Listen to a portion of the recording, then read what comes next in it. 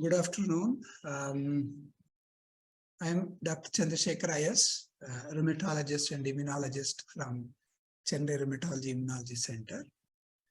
I will be speaking to you about the how obesity can cause sometime arthritis or interfere in the treatment of arthritis, or what are all the other consequences the obesity can do with reference to arthritis. Being a rheumatologist, I will focus specifically on these areas. I think my colleagues have spoken about in detail about what is obesity, when do I call it as obesity, when we call them as little overweight. I mean, these are all based on the body mass index, height, weight, and gender. Based on the national and international standards, we call them to be having obese and overweight, normal weight, and underweight. Obesity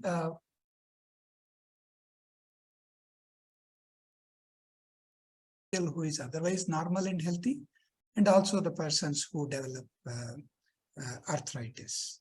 So how does the obesity can really cause a problem to a patient or an individual and lead to the development of arthritis? So as many are explained to you, obesity is a status where you have a lot of inflammation. Body goes into a sort of inflammation when you have increased overweight for varieties of reasons, changes in hormone, and the cells which contain fat produces a lot of proteins which can produce inflammation. They all trigger a sort of inflammation, which is low, slow poison-like scenario, which can result in damages into many tissues. It could, if it happens in the vessels, the blood circulating vessels, especially in the coronary artery, that blood vessel which supplies the heart, or in the blood vessel which circulates to the brain, at that point of time, it can result in stroke, what we otherwise call as atherosclerosis, and then what we call it as calcification of the things, etc. Very often I see patients saying that I ate a lot of calcium, so there was a calcium deposition in the blood vessels, but actually it's not how it happens.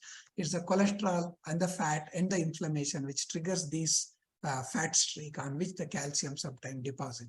So overall, these inflammation can result in what we call as atherosclerosis. Similarly, the overweight or the excess of weight can produce a lot of impact or a damage or a sort of stress on the knee joint, hip joint, sometimes even in the ankle joint. So because of the overweight or increased load on these joints tends to get damaged more, which results in a consequential problem, what we call as osteoarthritis. We see osteoarthritis more commonly in obese individuals, more often in ladies. It's basically because of the excess of weight, one of the mechanisms. It's not always that's the only mechanism. One of the mechanisms is said to be because of the overweight. There is repeated injuries in the cartilage as well as in the smaller fragments which covers the joint. That results in recurrent damages, recurrent injuries, and failing to repair and persisting of inflammation inside the joint because of the fat and fat deposition results in what we otherwise call osteoarthritis. That's how the osteoarthritis, where the bone gets in, the bone interface of the joints get troubled or disturbed, can be caused or can become a consequence of obesity. So how to prevent that?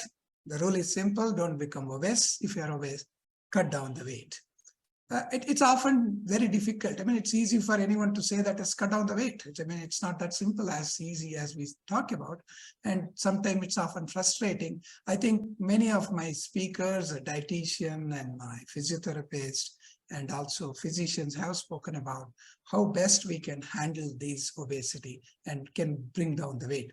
One of the simplest way one can get rid of or get relieved of the pain in the joints, especially in osteoarthritis, is to reduce weight. By reduction in weight, two things happens. Number one, inflammation comes down. Number two, the load on the joint comes down. So that will definitely benefit, in addition to the various other medications that we use. So even if you go for a replacement when you're obese without reducing the weight, even the artificial joint, because of the muscle support which is required, is not adequate, may also suffer from the pain. So hence it becomes a necessity for us to reduce the weight, and hence obesity interferes, can cause osteoarthritis, also interfere in becoming better with reference to osteoarthritis. Then next comes the other commonest problem called rheumatoid arthritis. Sometimes other diseases called connective tissue disease. Do obesity cause a problem? Per se, obesity is not linked to the development of rheumatoid arthritis. It's not that if you are obese, you are likely to develop rheumatoid arthritis. It's not that. Neither obesity protects you from not developing rheumatoid arthritis. You're obese, thin, lean, or whatever you are. If immune system goes for a derangement and develops a sort of autoimmune response against some of the proteins, individual is likely to develop rheumatoid arthritis. This rheumatoid arthritis is going to cause damages to several joints. It includes even the hands, which doesn't really carry your weight, and also causes the damage in the wrist and hip and other joints. Even non-weight bearing joints goes for a destructions and damage. So how does obesity interferes in the management of rheumatoid arthritis? Number one, if your weight is more, the need for the medications increases. Few of the drugs like methotrexate, which we very commonly use in rheumatoid arthritis, leflunomide, which we use in rheumatoid arthritis, may sometimes get into the fat tissue, and sometimes suddenly gets released whenever the things goes in or gets into imbalance. At that point of time, we may develop some of the side effects or adverse events. See, it's been shown that obese individuals, chances of developing drop in blood count, getting liver side effects are a little higher than people who are of a normal weight and thin and lean. So per se, the methotrexate side effects get increased, and also the methotrexate efficacy also comes down. So reduction in weight is going to be of a good help when we are trying to manage rheumatoid arthritis. Second thing is, some of the biologics are really not going to be working if your weight is above 90 or 100, because their dilutions are very high. And also some of the cytokines like anti-IL, IL-6, etc. are secreted from the obese tissue, fat tissue, that also can result in failure of the treatment intervention. So obese individuals with rheumatoid arthritis, response to the treatment and reduction in pain as well as reduction in the damage and the disease activity is little slower compared to an individual who has a normal weight. Even in other autoimmune diseases, even in SLE, or even in the diseases like encephalitis, multiple sclerosis, or anything, obesity is going to cause a little concern when we are trying to use immunosuppressants and immunomodulators. One of the reasons what I said is the adverse event or side effects are a little higher in individuals who are obese, and the response to the treatment is also a little slower in the obese individual compared to the normal populations. So when we attempt or try to treat it simultaneously, we would like the patients to concentrate on weight reduction, concentrate on their diet, and also on their exercise, and so that they can keep the weight in the optimum point.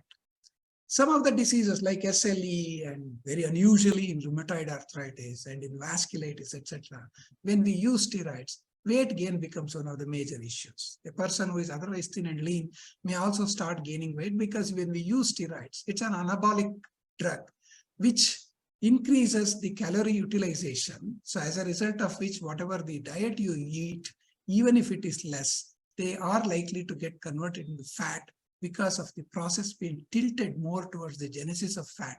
So as a result, weight gain becomes one of the crucial and one of the major side effects when we use steroids. So in those areas, it is best to concentrate both on the diet as well as on the physical activity and exercise wherever it is possible.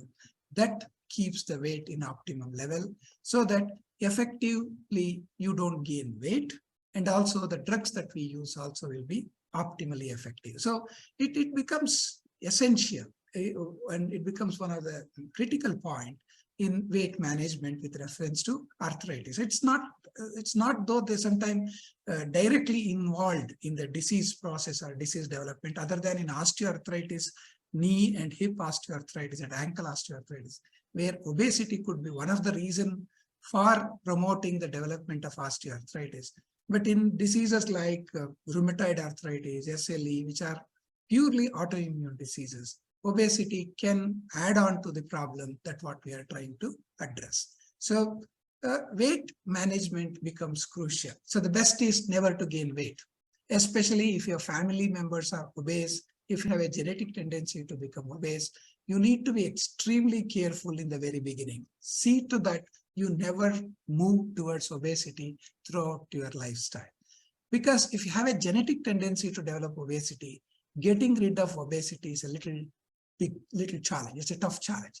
So the best is to never get into that rather than get into that and trying to come out of that. So in a nutshell, as I said, obesity, arthritis are linked in some scenarios directly, especially in gout. Obesity is one of the reasons for the high uric acid level. It's been often said that shedding 5 kgs of obesity in a person who is diagnosed with hyperuricemia and obesity, their uric acid level can come down by 1 to 2 milligrams just by reduction in weight. So weight reduction becomes very crucial in the management of gout. Gout is one of the metabolic syndrome. In metabolic syndromes, the uric acid is increased in excess whenever you're obese. So essentially, obesity is one of the drive for development of hyperuricemia and gout in a major segment of patients who develop gout. So that's how keeping an optimum weight throughout life is one of the preventive steps in development of the arthritis. And even if you develop, getting it treated becomes much easier if you manage your weight. So managing weight is crucial. It needs a continuous input from in the form of exercise, continuous restriction in the food you eat, and you need to choose and eat. It's not that we don't recommend never to eat. Fasting and etc. are not something what it is recommended.